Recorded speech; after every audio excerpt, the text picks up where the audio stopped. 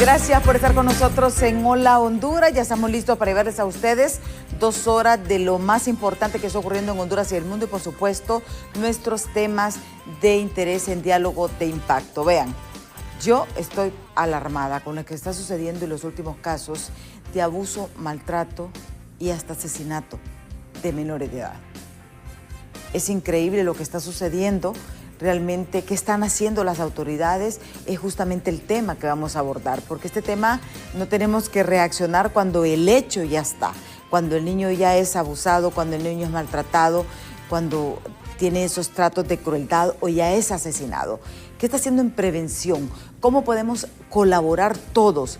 Si usted es vecino, si usted es pariente. Miren, hemos visto casos que las abuelas, por ejemplo, han jugado un rol importante porque son ellas las que denuncian los abusos.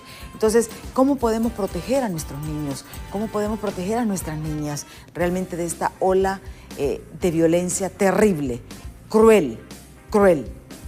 Y ya vamos a abordar este tema más adelante en Diálogo de Impacto, pero les recuerdo que estamos en vivo a través de todas nuestras plataformas digitales, a través de nuestra página web, donde usted nos puede sintonizar desde cualquier parte del mundo, en www.btv.com.hn, a través de Facebook y de YouTube. Y por supuesto también estamos conectados en vivo a través de Acción Radio, la 92.5, 95.9, 95.1 a nivel nacional.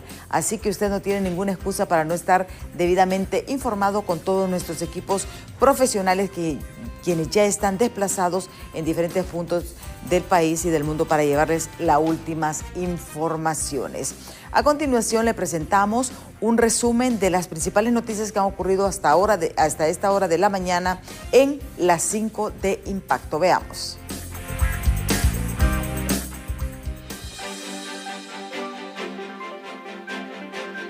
La ministra del Servicio de Administración de Rentas aseguró que la recaudación de impuestos refleja un incremento de más de 6.000 millones de lempiras en comparación al año pasado. Prácticamente sin fondos se encuentra la Universidad Nacional Autónoma de Honduras, ya que el Estado no les ha transferido este año lo que les corresponde. Además, las autoridades de la máxima casa de estudios cuestionan la formulación del presupuesto general de la República para el año 2025. De manera informal se dio a conocer la suspensión de sesión que estaba programada para el jueves, donde miembros de la oposición mencionaron que la convocatoria queda abierta debido a la falta de consensos que existe para aprobar el presupuesto para el año 2025.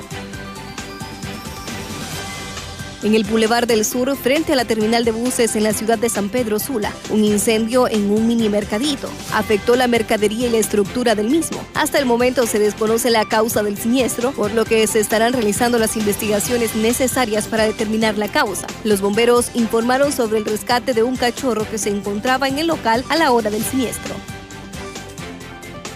Representantes de una empresa china están en el país explorando las posibilidades de invertir en el transporte de turistas y en varios proyectos del sector turismo.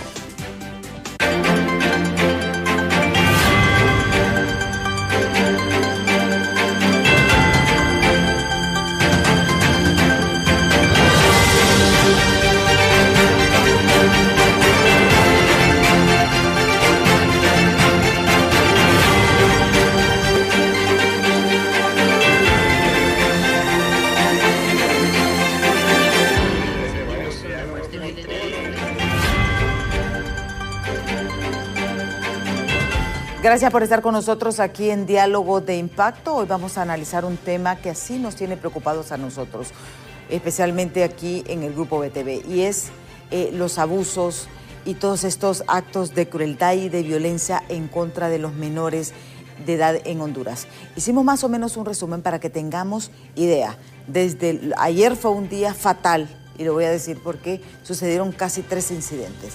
Miren, el 19 de diciembre... ayer fue desmembrado un recién nacido en la aldea de El Achiote, Siguatepeque, y fue encontrado por las autoridades. Desmembrado un recién nacido. Vemos también que se capturó a la madre que le cortó la lengua a su hijo recién nacido en el barrio Miraflores de Santa Rosa de Copán. Para que no llorara, este es un caso también preocupante. porque hay que ver también las causas, no solamente es el hecho. No se está dando tratamiento psicológico a las mujeres cuando paren hijos, o también son jóvenes, adolescentes, jóvenes que tienen desde muy temprana edad, y esto afecta su cuestión psicológica, que se ve sumado por la época. El 14 de diciembre, vean ustedes, se descubrió una menor desmembrada, totalmente en Sabá, Colón. Se encontraron primero partes ese sábado, luego el domingo y otra el lunes se encontró la cabeza de esta niña, que no se sabe su nombre. No se sabe su nombre porque sus familiares no han ido a reclamar el cuerpecito. Se estima que es entre 10 y 12 años la edad de esta menor, que fue encontrada flotando en un río. ¿Qué pasó también? El 24 de mayo de este mismo año, una madre golpea brutalmente a un niño de 3 años y le quema las manos con agua hirviendo en la campa Lempira. Estas son las realidades. Estoy sacando resumen de noticias que ya salieron. Vea usted, el 1 de mayo de este año también falleció un niño por golpes y quemaduras de cigarro en su cuerpo. Esto en Jutiapa, Atlántida. El 27 de febrero, un padre le quemó las manos en un comal a su hijo de 7 años en Roatán. Estos son los hechos que realmente a nosotros nos preocupa. Pero ¿qué podemos hacer? Porque estos hechos, y yo conversaba con nuestras invitadas, a quienes les agradezco, está una abogada, está una psicóloga, que nos ha acompañado, porque nos preocupa porque no estamos viendo las causas. Estamos, como dicen, apagando fuegos. ¿Qué tenemos que hacer nosotros como familiar, como vecino, como persona que estamos viendo esos hechos? Porque lo que tenemos que hacer es prevenir. Pero antes de iniciar con nuestras invitadas, vamos a presentarles a ustedes una nota de nuestros compañeros de los noticieros Impactos justamente en torno a este tema.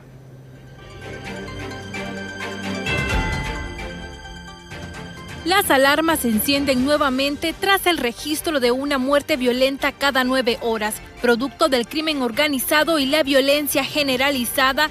Entes de protección a los derechos humanos condenan la situación, asegurando que la reducción en las cifras de homicidios no corresponden a la realidad que enfrentan los hondureños. El poder saber que cada 9 horas hay un asesinato violento en el país.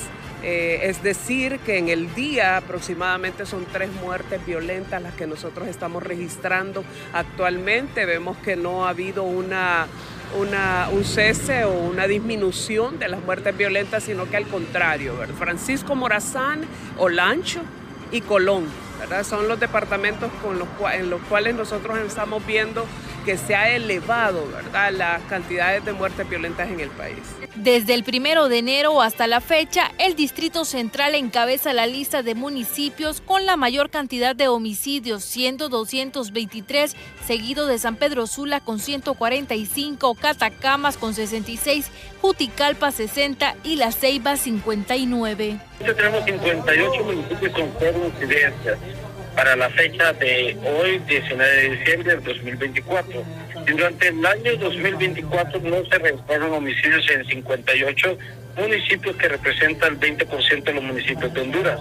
Asimismo, 225 municipios con incidencia de 0 a 8 homicidios, representando el 76% de los municipios de Honduras. Debemos reportar la disminución de los homicidios por departamentos, según los datos estadísticos de el 2024. Ante lo enunciado, autoridades de seguridad descartan aumento en los índices de criminalidad, ya que aseguran este año cerrará con una reducción del 26% en la tasa de homicidios, equivalentes a una reducción de más de 800 casos. Pese a que las autoridades de la Secretaría de Seguridad estiman que ha existido una reducción en los niveles de criminalidad, la percepción de la población hondureña es totalmente diferente. Con imágenes de Luis Sosa, les informó Gabriela Plata. Preocupados especialmente con lo que está sucediendo en el sector de los niños, está aquí con nosotros la abogada Paola Alvarado y también la psicóloga Yasli Peralta. Ambas son de la CENAF, de la Secretaría de la Familia, de la Niñez y la Familia, para conversar, porque de esto no se trata, estamos viendo ya los hechos, pero yo creo que lo mejor que podemos hacer como ciudadanía es tratar de ver cómo nosotros podemos trabajar en la prevención de estos hechos. Yo no sé, pero yo siento que esto se está desbordando y que sí realmente hay una alarma. Muchísimas gracias, abogada, por estar con nosotros aquí en Diálogo de Impacto. Muchas gracias, buen día. Mi nombre es Paola Alvarado. Sí. Soy la coordinadora de Asuntos Legales de la Oficina Regional Centro Oriente, de la Secretaría de la Niñez y la Adolescencia. Mucho gusto y muchas gracias por el espacio. Me parece que es importante tener estos espacios para hablar de la niñez y la adolescencia de nuestro país. Sí. Ahora vamos con la psicóloga Yasli Peralta, también de la CENAF. Gracias por estar con nosotros. Buenos días, agradezco la invitación porque son pocos los canales en realidad que tratan temas de la niñez y vemos que es muy importante abordarlos en nuestro contexto, ¿verdad? Mi nombre es Yasli Peralta, bien lo mencionó. Estoy en el puesto de interventora psicosocial de la CENAF y estamos trabajando arduamente con la familia porque es donde empieza todo, ¿verdad? Es la primera casa de un niño. ¿Están preocupados realmente ustedes con lo que está sucediendo o es mi percepción de que ahora se visibilizan más estos casos? Estamos muy preocupados, sí, porque hemos visto la desintegración familiar en todo el contexto hondureño. Hemos notado índices de violencia dentro de la CENAF. La mayoría de las denuncias pues son por transgresión, ¿verdad, abogada? Sí. Hay bastantes abusos, hay bastante negligencia por parte de los padres en el cuidado de los niños y ese es el componente que hace falta dentro de la familia, es el componente de educar con ternura. Sí, y aquí viene la parte, ¿por qué pedimos un abogado también? Porque ser padre es, si bien es un derecho, pero también tiene obligaciones. Y como dice la licenciada, la psicóloga, el problema que tenemos nosotros es que al final el costo de la migración, el costo de la violencia, nos ha llevado a la desintegración familiar, abogada. Y esto es el detonante de todo lo que estamos viviendo. Así es. Es importante trabajar en la prevención. Desde la Secretaría de la Niñez estamos trabajando en la prevención. ¿Por qué es importante la prevención? Así evitamos que los niños sigan en vulneración. Hasta la fecha, a nivel nacional, llevamos aproximadamente un poquito más de 3.000 denuncias que han sido abordadas desde la Secretaría y queremos también concientizar la denuncia. Es importante que desde todos los órganos del Estado, llámese escuelas públicas, escuelas privadas, hospitales públicos, hospitales privados, porque así lo dice el Código de la Niñez, tienen la obligación de que si detectan un niño en vulneración deben de denunciar, deben de poner en contexto al ente rector que protege la niñez y la adolescencia como es la Secretaría de la Niñez. ¿Estos 3.000 casos, 3.000 denuncias durante todo este año? Durante todo este año. ¿Es bastante en relación al año anterior? Sí. Se van incrementando precisamente por lo que decía la licenciada Yaslin. Hay una desintegración familiar y Y ese es un costo que nos está pasando a la sociedad. Así es un costo que nos pasa porque desde el núcleo familiar es donde nosotros deberíamos de proteger a los niños. Ahí es nuestra casa, nuestro hogar, ese es el que nosotros llamamos hogar, mamá, papá. Y hay una desintegración familiar, lastimosamente. Creo que estamos siendo absorbidos por lo digital, por las redes sociales. ¿Qué tanta afectación o qué tanta influencia, por ejemplo, puede tener en la niña? Porque ¿qué es lo que sucede ahora? Y lo vamos a decir en realidad. Mire, los niños son inquietos por naturaleza. Así. Un niño usted no lo va a tener sentado porque no va a estar sentado. El niño tiene demasiada energía. ¿Qué es lo que se hace? Le dan el celular. Ni saben los hipotes lo que están viendo. Y prefieren tenerlo, para tenerlo callado, lo tienen con un aparato, encerrado en un cuarto, que al final tiene un daño psicológico, porque no saben con quién está contactando. Sí, y es importante verlo desde ese punto. porque el contexto familiar es quien brinda la seguridad en el niño. Entonces, si nosotros comprendemos, y creo que hay muchos psicólogos que nos están escuchando hoy, si nosotros comprendemos la etapa del desarrollo, vemos que hay ciertas conductas que son normales en los niños. En la primera infancia sabemos que son niños que son muy enérgicos, que son niños que están en etapa de descubrimiento, que quieren saber todo, quieren devorarse el mundo. Entonces, aquí es donde ocupamos el apoyo de los papás, ¿verdad?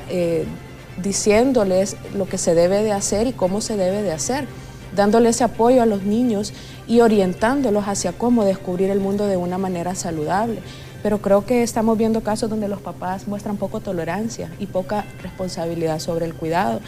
Ahorita en estas épocas navideñas, ¿qué es lo que hacemos un 24 o un 23? La familia está afanada, cocinando, bebiendo y han habido muchos casos de niños que están quemados porque se les caen las ollas a las mamás. ¿Qué podemos hacer en este caso?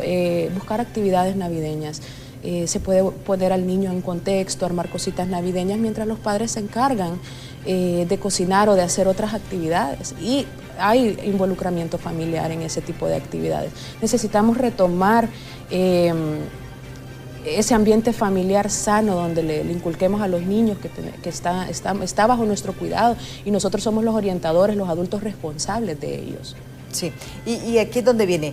En estas 3.000 denuncias que han habido durante este año, abogada Alvarado, ¿cuál es la mayor incidencia que ustedes registran? Maltrato por transgresión. Maltrato por transgresión. Sí, es una violencia nuclear. Generalmente es mamá agrediendo a un niño, papá agrediendo a un niño. El maltrato por transgresión es el mayor, digamos, tenemos de todas las vulnerabilidades, ¿verdad? Niñas en trata, niños en trata de personas, abuso sexual, desplazamiento forzado de niños y niñas y adolescentes. Todo ese tipo de vulneraciones somos las que tratamos como Secretaría. Y desde la Secretaría estamos trabajando en la prevención. Niños en mendicidad, estamos preveniendo niños en mendicidad. Se están haciendo operativos todos los días. Nosotros trabajamos 24/7. ¿Ustedes ahorita para la mendicidad están haciendo operativos todos los días? Estamos haciendo operativos todos los días. Estamos haciendo operativos nocturnos todos los días. Los compañeros que están en turno están haciendo rondas en los diferentes bulevares, en las diferentes colonias donde ya se sabe que hay muchos niños en mendicidad. También se está haciendo operativos 24 horas, sábados y domingos. Y esto es bien importante. Siempre existe este tema de que, en el sentido de que alquilan niños para mendicidad, porque, bueno, que una familia vaya a pedir, por ejemplo, por una necesidad, se es comprensible, ¿verdad? Pero que sea su padre. Pero el problema es que vemos en las calles niños que no son los hijos de ellos. ¿Siempre se da esto? Siempre se da, licenciada, siempre se da estos casos. Aprovecho el espacio para pedir a los demás órganos del Estado, que son la Fiscalía de la Niñez, la DPI, para que nos ayuden a un tratamiento integral de los niños por mendicidad. Como usted dice, hay niños que son utilizados para pedir ayudas y eso no es correcto. No es correcto porque si lo miramos desde el punto de vista legal, puede ser un niño que puede ser víctima de trata, porque recibir por un niño una remuneración es un delito. Sí, y esto es bien importante. Lo que ha ocurrido en estos últimos, los casos que yo, por ejemplo, mencionaba y que solamente son parte de lo que ha sucedido, realmente preocupa. Por ejemplo, el caso, ¿qué pasó con la niña desmembrada y decapitada en Sabá, Colón? O sea, y me preocupa el hecho de que hasta ese momento se están cumpliendo, supuestamente son 8 días de su asesinato, porque la niña la encontraron hasta el sábado, se supone. Se está esperando obviamente la autopsia para saber el día exacto en que falleció, de que nadie llegue a reconocer el cadáver ni a reclamar el cadáver de esta niña que se cree que está entre unos 10 y 13 años. Así es, probablemente podemos estar ese caso de estar, si lo miramos más a profundidad, tener otros temas, otros contextos, ¿verdad?, en torno a la familia. Porque sí, es una niña que está desconocida, que tiene ya 8 días. ¿En estos momentos se desconoce totalmente el nombre de esa niña? ¿No se sabe quién es? Se desconoce totalmente el nombre de la niña. La niña todavía está en la morgue y se desconoce su identidad. Me imagino, supongo yo, ¿verdad?, que puede ser de que los familiares tengan miedo en ir a reconocerla por la manera en cómo ella fue asesinada. Una niña que fue desmembrada, es algo impactante. Estamos ante muchas cosas en la sociedad de violencia. Entonces, se tiene que trabajar en la prevención, se tiene que trabajar en que nos acostumbremos como hondureños a tener la denuncia, a denunciar. Sí. Licenciada Yasly, por ejemplo, sí me gustaría, retomando un poquito el tema de la crueldad, de la violencia física, ¿cuál es el límite entre el castigo, un castigo que un padre tiene derecho a reprender a su hijo porque cometió una falta, y cuando ya se pasa ese límite?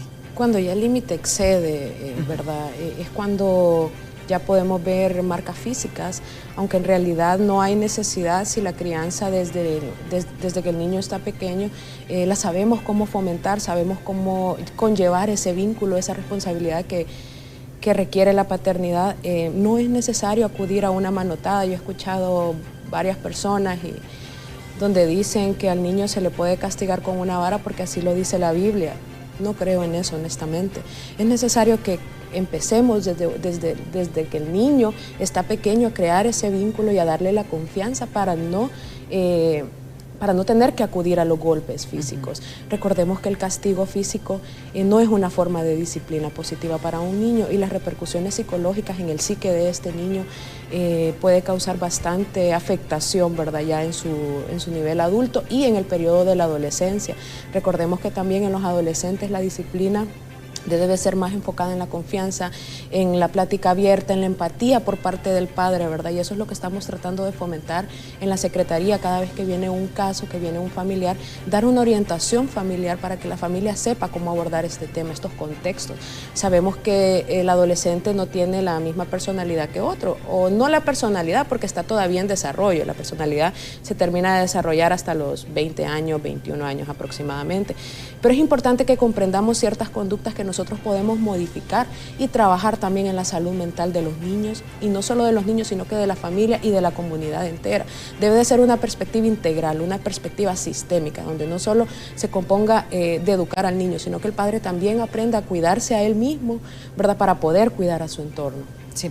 Y aquí viene este tema, por ejemplo, de las madres adolescentes, porque yo creo que al final todo está relacionado a eso. Yo les digo, niñas criando niñas. Así es. Y eso al final tiene un costo social. Porque una niña que pare a los 14, bueno, desde los 10 años están pariendo, ¿verdad? Y esa es una realidad. Pero en realidad, ¿qué tratamiento le damos? Porque vemos, la mayor parte de estos casos, por ejemplo, son niños pequeños. Son niños pequeños. Creo que desde la parte escolar es muy importante implementar el tema de educación sexual, ¿verdad?, al nivel de cada niño, porque cada niño tiene su comprensión, se le enseña desde las partes de su cuerpo, cuán importante es que el niño, otro adulto o otra persona aprenda a respetar ese espacio personal que tiene cada una de las personas, ¿verdad? Entonces es importante que las escuelas fomenten esto, fomenten la educación sexual y se le hable al niño de las partes de su cuerpo, que los padres también ya deje de haber un tabú entre la sociedad. Sí. Hemos escuchado casos donde se normaliza a una niña de 13 años teniendo relaciones sexuales con un adulto de 50 años. Entonces es parte importante el no normalizar el acto sexual en la adolescencia para evitar el embarazo, y una comunicación con los padres, una comunicación abierta, una comunicación con respeto, confianza, donde el padre pueda preguntarle día a día cómo estuvo tu día. Pero es un trabajo que se realiza desde que el niño está pequeño, que le vamos mostrando esa sensibilización por parte de los padres, ¿verdad? para que los niños puedan hablar, que eso es lo que estamos buscando, que los niños hablen, que cuenten cómo les fue. Son seres que necesitan exteriorizar mucho sus emociones. Sí. Y aquí viene también que tiene implicaciones legales, porque sabemos, por ejemplo, si una niña de 13 años mantiene una relación con alguien de 50 y pico de años, o le lleva 20, 30 años, hay también sanciones legales. Sí, claro, hay un delito que perseguir. Por eso le decía anteriormente de que se tiene que abordar de una manera integral. Hay otros agentes del Estado que deben de estar trabajando en la misma línea, y sé que lo están haciendo, como es la Fiscalía de Protección a la Niñez. La DPI trabaja muy de la mano con nosotros, la CICET también trabaja muy de la mano con nosotros para abordar este tipo de delitos. En la medida en que una niña ha sido violentada, y en la medida en que los órganos del Estado persigan el delito y puedan meter a la cárcel a ese abusador, en esa misma medida va a ser una prevención y va a minorar los casos de otras agresiones sexuales, ¿verdad? Porque se debe de hacer, es un trabajo integral, es un trabajo que como Estado debemos de hacerlo, tenemos el compromiso como Estado de hacerlo. De trabajar todos en una misma línea para prevenir niñas criando a otras niñas. Sí, y aquí es donde viene también la responsabilidad de toda la sociedad, el hecho de la importancia de la denuncia, porque yo creo que eso es fundamental, y a mí me alegra que usted me diga, bueno, se han recibido más de 3.000 denuncias, y eso es bueno, porque vemos abuelas denunciando, vecinos denunciando. Miren cuántos casos, el caso de aquel abuso que la abuela denunció que la niña era abusada o el niño es abusado, porque ahora no solamente es la niña, también los niños corren graves riesgos por pervertidos sexuales. Así es, ambos, niños y niñas, corren el mismo riesgo. Y es importante denunciar, como le explicaba, en el Código de la Niñez y la Adolescencia establece que debe denunciarse. En un hospital privado donde se dan cuenta de que una niña llega a emergencia porque ha sido violentada, es una obligación de los hospitales privados y públicos poner en contexto tanto a la Fiscalía como a la Secretaría de que hay una niña en vulneración. En la medida en que nosotros tengamos como cultura la denuncia, es en la medida en que se va a prever que un niño o una niña o un adolescente esté en vulneración. Sí, y aquí vemos, por ejemplo, que la mayor parte de estos casos son familiares. Es el papá, el padrastro. Y ahora es peor aún, ¿verdad? Hemos visto casos de madres que están vendiendo sexualmente a sus hijos a través de redes sociales, que no se prostituyen ellas. O sea, realmente, y es algo terrible. Y esto, gracias a Dios, se han identificado casos, pero ahora esto se ha vuelto casi común. Es común, es muy común. Yo creo que es tener el dinero más fácil, ¿verdad? Sabemos que como sociedad hay muchas necesidades, pero hay maneras de salir adelante. Lastimosamente, el ambiente en donde viven los núcleos familiares, donde se trata esta cuestión de por ejemplo, trata de niñas, absorbe, ese ambiente absorbe a las familias. Y buscan la vía más fácil, y es un delito, es un delito. ¿Qué tan frecuente es el caso de trata de menores por sus propias familias? Porque no solamente es el caso de las mamás, hay casos donde los papás también las prostituyen. Imagínese usted una niña de 10, 11, 12, 13, 14, 15 años que debería estar jugando, disfrutando de la vida, está siendo abusada sexualmente.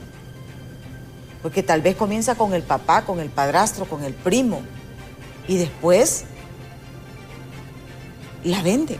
Y esto es una realidad realmente que estamos viendo. Pero eso lo vamos a abordar después de pausa, y vamos a hablar también de las penas que establece nuestro código, porque todo esto realmente es penado por la ley. Y yo les digo, la violación a menores es el acto más condenable dentro de las cárceles. Porque no se dice, no se confirma, pero todos sabemos que los violadores de menores cuando llegan a las cárceles son violados. Les aplican la misma receta. Imagínese usted que en un mundo tan contaminado sea condenable este hecho. Y son realidades. Pero vamos a abordar este y otros temas más cuando regresemos, justamente después de la pausa, así que no nos cambie, que ya volvemos.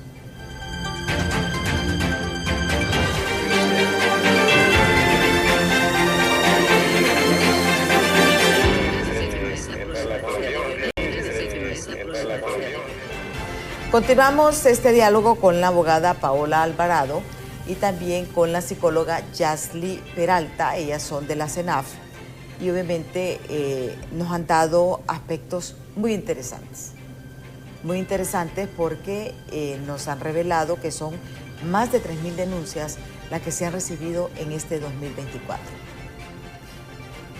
En el caso, por ejemplo, de la menor de edad en Sabá, Colón, que fue desmembrada justamente el viernes 13, que se supone pues, porque fue encontrada hasta el día siguiente, el sábado. En estos momentos, ¿ustedes están realizando algún tipo de investigación, abogada? Sí, recuerde que nosotros estamos a nivel nacional, tenemos 6 regionales a nivel nacional. Cada regional activa sus equipos multidisciplinarios a través de las oficinas regionales. El equipo multidisciplinario siempre está integrado por un abogado, por un psicólogo y por un trabajador social. Inmediatamente la Secretaría tiene conocimiento de una vulneración de un niño, inmediatamente se activan los equipos multidisciplinarios para abordar de manera integral tanto al niño en vulneración como a la familia. Sí, en ese caso, o sea, para que veamos, y si usted conoce a alguna niña que se haya desaparecido, es importante a informar a las autoridades, porque hasta este momento no se tiene ni identificado el cuerpo, el nombre de la persona, ni tampoco los familiares. Así es. Yo pienso, ¿Es raro, es normal esto o no? No, no es normal, porque si una familia tiene desaparecido a un niño y sabe que es un tema ya sonado en los medios de comunicación, como es el caso de la niña, debería de haber ya un familiar identificando a la niña para darle sepultura, ¿verdad? Pero creo que debe de ser por otro contexto, debe de ser ¿Puede miedo. haber temor de la familia? Yo pienso que hay un temor de la familia en ir a identificar a la niña por la manera de cómo la niña falleció. ¿O están bajo amenaza también? Así es, probablemente también pueden estar bajo amenazas. ¿No han tenido ninguna información extraoficial las autoridades sobre esto? Información. No hay. Hasta el momento no hay información. La niña ya tiene 8 días de estar en la morgue y no hay información de la familia ni de la identidad de la niña. Sí. ¿El cuerpo estaba completamente desnudo cuando se encontró? Sí. Y eso dificulta un poquito más, pues, porque sí, se encontraron por partes. Por partes, sí. De la niña, que la cabeza fue la que se encontró el día lunes. Así es, sí. Y tampoco se puede publicar la cara porque es un caso bien complejo realmente. Así es, y el código también establece la confidencialidad de los niños, de su identidad, de su carita. No podemos publicar en los medios de comunicación una cara de un niño porque el código protege su identidad, su integridad física. Mírense qué terrible que se tiene el cuerpecito desmembrado, porque fue desmembrado totalmente. Se encontraron primeros, creo que fue las manos, los pies, después la parte del tronco y por último la cabeza de esta niña. Es una niña, ¿verdad? Se está esperando también la autopsia para revelar qué más, porque no se sabe realmente qué pasó con esto, pero que aquí hacemos un llamado de TVTV. Yo sé que nos miran en Colón. Si usted conoce este caso, informe a las autoridades, porque yo creo que no le gustaría que a su hija, a su sobrina, a su nieta le pase esto. Yo creo que hay actos de humanidad que tenemos que hacer. Proponernos por lo menos identificar a esta niña y que se le dé por lo menos una cristiana sepultura. Una sepultura digna. Porque esta niña, si no es reclamada, va a tener que ser enterrada en una fosa común. Y esa es la realidad. Yo creo que aquí es donde viene la fase esta de la denuncia. Mire, yo creo que en esto, y yo no sé si ustedes coinciden conmigo también, que las abuelas en estos momentos están siendo las heroínas en los maltratos, y en los abusos de los menores. En realidad todo el contexto familiar cumple un rol importante, ¿verdad?, desde la detección de la denuncia. Pero sí hemos tenido varios casos donde las abuelas alertan que ven ciertos indicadores o ciertas cosas que no están bien aquí. No me gusta la forma en cómo esta persona ve a mi nieto, no me gusta cómo mi nieto, estoy viendo algo diferente en mi nieto. Y estas son las señales de alerta que nosotros tenemos que tener muy presentes, ¿verdad? Cuando se trata del tema de niñez, es ver cómo está el niño emocionalmente, está siendo afectado por algo en particular. ¿Cómo le está yendo en el centro educativo? Porque hay otro tema importante aquí que es el bullying. Está siendo sujeto de maltrato. Entonces es importante, ¿verdad?, la acción desde el núcleo familiar y desde la comunidad también, de tomar esas señales de alerta y ver que algo no está bien en ese niño. Sí, y yo creo que aquí también es importante recalcar de que la responsabilidad primaria es de los padres. Los padres son los responsables de sus hijos. Y así lo establecen nuestras leyes y todas las leyes del mundo. Y también hay una responsabilidad. Por ejemplo, mirábamos, como comentaba Yasly, el caso de las quemaduras. Yo tuve aquí a la gente de la Fundación del Niño Quemado y nos decían 72% es por derrame de líquidos, agua caliente en la cocina. Así es, yo creo que es parte, como le decíamos, de la prevención. Si una mamá, un papá o un familiar está cocinando, debe de decirle al niño, vaya, juegue o es que esté en otra área, evitando de que se ponga en riesgo que se queme con agua o con aceite. Es importante la prevención. Sabemos que los niños en sus etapas primarias son inquietos por naturalidad. Y en un niño que es inquieto es que está sano, está alegre, que no tiene ningún problema en el núcleo familiar y es comprensible. Pero también uno es el adulto y uno es el que educa a los niños. Sí, y aquí viene la parte del cambio de conducta. Normalmente el niño que es abusado, el niño que es maltratado, el niño que es tratado sexualmente va a tener un cambio de conducta, de aislamiento normalmente. Generalmente lo notamos en el aislamiento, notamos a un niño cabizbajo, a un niño que no quiere involucrarse en actividades que particularmente son interesantes para ellos, más en edad de primaria, pues. Vemos que es un niño que cuesta expresar sus emociones, que tiene miedo hacia lo desconocido o miedo hacia el propio ambiente familiar, pues. Entonces son señales que nosotros podemos tomar en cuenta. Sí, y esto es bien importante. Y yo, como les digo, y hay otra cuestión también que vamos a leer mensajes, pero hay un punto también importante que lo estamos viendo. Miren, por ganar seguidores, prefieren estar grabando el hecho a defender a la persona o al niño. Y esto se está dando mucho. Y aquí, ojo, hay una responsabilidad. Es parte del respeto también, ese morbo por ver sangre o qué sucedió en el accidente, es parte del respeto no solamente hacia la persona, pues que lastimosamente ya falleció, sino que también hacia la familia. Hay que considerar qué repercusiones puede tener un hecho tan grave como lo que estamos comentando hoy en día sobre la familia o sobre la comunidad, no vuelve a ser la misma nunca. Bueno, y en el caso, por ejemplo, que se dieron de madres que filmaban, vendían en pornografía infantil a sus propios hijos. Así. Y lo vendían en redes sociales y eso lo estamos viendo. Sí, así es. Hay muchos casos de pornografía infantil. Hablábamos al inicio, ¿verdad?, de que es también un modo vivendi de las personas. Generalmente ellos replican. Generalmente cuando un padre es abusador o es el vulnerador es porque ese padre también fue vulnerado en su ¿Y creen niñez? que eso es normal? Sí, lo normalizan. Normalizan la irregularidad. Así es, sí, normalizan los abusos. se van normalizando y se van replicando. Sí, tenemos ya varios mensajes que nos han escrito a 3182-5600 que vamos a compartir con ustedes. Se ocupa una educación sexual integral, dice, el gobierno quería implementarla, pero aquí le hacen más caso a las iglesias, perdón, a esto de las iglesias se tiene que modernizar al contexto de ahora. Y es cierto, es que miren, tenemos que hablar de educación sexual. Y la educación sexual tenemos que hablarlo. Mire, decirle, el niño tiene pene, la niña tiene vagina. Ese es el nombre científico. Eso no decirle cosita, qué palito. Desde ahí estamos cometiendo un error nosotros, como ciudadanos, como padres de familia.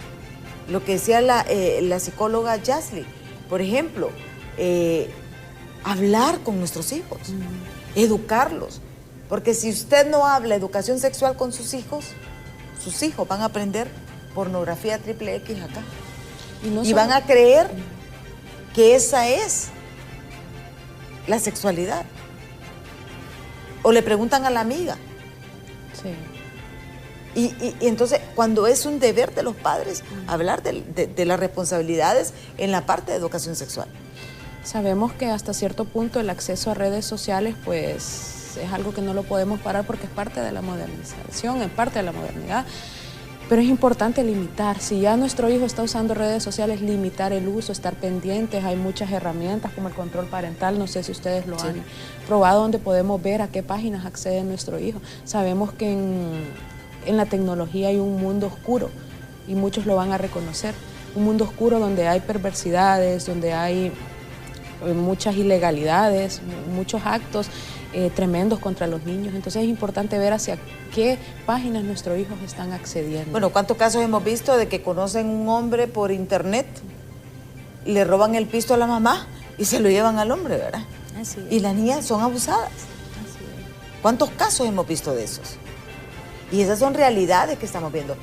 Vamos con más mensajes. Dice, si hay una menor de edad dando a luz, el gobierno debería de tomar a cargo de la joven y la bebé e internarla para darle ayuda psicológica, como dice el dicho, una niña criando otra niña. Optamos por los mayores instancias, no institucionalizarlo, porque sabemos que la familia, es la base de la sociedad y ningún niño va a estar mejor que con el amor. Y depende también de la autorización de los padres, porque ustedes no pueden actuar, al menos que ya sea demasiado riesgo. Pero sí es necesario optar por otras opciones, otros programas institucionales donde también le dan ayuda a las niñas, donde pueden tener el apoyo psicológico, la manera de cómo criarla y un apoyo también a la familia de cómo recibir a este bebé, ¿verdad? Porque el institucionalizarla no es una opción. ¿Dan acompañamiento en ese sentido? Sí, damos el acompañamiento psicológico. Bueno, cuando llegan a las instituciones públicas se les reporta también, ¿verdad? Porque eso, aquí ahí vemos dos mundos también. Sí, así es. Era por eso de que vuelvo, insisto, la empresa pública, la empresa privada tienen la obligación de denunciar. Una niña que es egresada, por ejemplo, del hospital escuela y es una niña que dio a luz en el hospital escuela denuncia. En el hospital escuela incluso hay un módulo de atención del Ministerio Público. Ahí se interpone la denuncia y es egresada por la CENAP. ¿Por qué se egresa por la CENAP? Es una niña que está en vulneración en primer lugar. Hay un delito posible que perseguir también y se le da la medida de protección. Ya el código establece cuáles son las medidas de protección que nosotros otorgamos. Primero se hace un llamado de atención a los padres mediante una acta de audiencia de vulneración de derechos. También pero muy pocas veces se institucionaliza a una madre con su bebé, porque el código establece y nosotros como Secretaría evitamos a toda costa institucionalizar niños, porque ya la ley dice de que se puede buscar una familia extendida dentro del 4 grado de consanguinidad y 2 de afinidad. Sí. Vamos con más mensajes. Dice, ¿a qué línea o número puedo llamar para hacer denuncia? Está el 911, en el 911 se derivan las denuncias y nos las derivan a nosotros como CENAP. También está el 2239-8029, que es el de las 39-8029. 2239-8029. Sí, ese es el número de teléfono de la oficina aquí en Tegucigalpa, de la oficina regional. 2239 8029. 8029. Ok, ya lo vamos a colocar en pantalla para que usted sepa, o también llamar al 911. La línea 110. La línea 110 también. Trabaja durante el día y hay compañeros especializados en atender la denuncia y remitir el caso al área de respuesta inmediata, que es el personal de SENAF, de la Secretaría, sí. Pronto, que actúa pronto. Exactamente. En una emergencia, por ejemplo, usted llama al 110 y entonces ya directamente a la SENAF. A la SENAF, sí. Ok, vamos con más mensajes. Dice, buenos días, Diálogo de Impacto y las invitadas. Sobre el tema que están tratando es algo muy complejo. No se puede olvidar que nuestra sociedad hondureña, en el contexto de Bolívar, está en decadencia ya varios años y en la actualidad se ha agudizado más. La familia está cada vez atraviesa por situaciones difíciles, una por la situación económica, en especial un miembro, en especial el padre de familia. Se va buscando nuevas oportunidades de vidas y tiene que emigrar al norte. Al pasar de eso, fragmenta el núcleo familiar y en el peor de los casos, se va de todo el núcleo familiar, incluyendo los infantes que van a sufrir drogas, el alcohol, el flagelo que destruye las familias. ¿Cuántos padres no están inmersos en ese tipo de flagelos que afecta el desarrollo pleno de una familia? El machismo, el patriarcado del padre de familia que busca a otra mujer fuera del hogar y embaraza a esa fémina. Ya hay un menor y muchas veces no se cría a la par de ese padre irresponsable. La trata de personas, la prostitución infantil, hay bastantes razones, pero el común denominador es la decadencia de valores de la sociedad hondureña, que cada día es peor y llegará a un punto que ni los mejores psicólogos y psiquiatras se darán abasto para poder hacerle frente a esta terrible problemática. Vea qué profundo. Es fuerte. Es fuerte. Pero es una realidad lo que nos está planteando este televidente. Nos hace un llamado a todos los profesionales de la salud mental, ya sea psicólogos, psiquiatras. El neurólogo también está involucrado porque es parte de la salud integral, ¿verdad? El médico general. Pero es un fuerte llamado hacia la familia. Hace unos pocos días fuimos a una capacitación. Nosotros estamos constantemente en capacitaciones donde se nos exponía cómo criar con ternura, y algo que llamó bastante la atención entre los profesionales que nos encontrábamos ahí es cómo aprender primero a cuidarnos nosotros mismos. Si nosotros mismos no nos podemos cuidar, muy difícilmente vamos a poder cuidar a un niño o a un ser, ¿verdad? A otro ser. Entonces es importante desde esa perspectiva que primero nos cuidemos nosotros y nos preguntemos cómo está mi salud mental. Creo que todos tenemos esa voz interna que muy pocas veces nos pregunta, ¿cómo te sentís hoy? Sí. Es importante trabajar con nosotros antes de formar una familia. Sí. Vamos con más mensajes.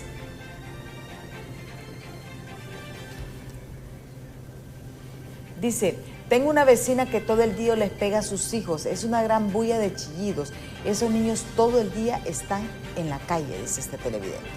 En este caso, ¿qué le sugieren? ¿Llamar a la línea 110? Sí, porque nos tiene que dar referencias, dónde es la dirección, el nombre de los niños. Y si es posible, para anonimato también grabar, puede ser un video ella. Así es, sí. Para tener un poco de evidencia. Así es. Porque esto es bien importante. Vamos con más mensajes. Dice, soy una madre soltera, dice, vivo violencia doméstica. Llamo a la policía y él se arregla con la patrulla que llega. Tengo 4 hijos menores de 10 años, no tengo familia. Yo quiero ir a un lugar donde no me encuentre.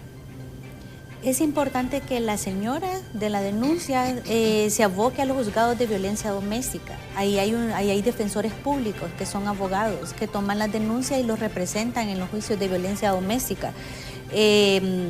Muchos de los casos hay hombres de que los ponen, van a la prisión por ese tipo de delitos. Y si pero es bien difícil a veces ir a un tribunal.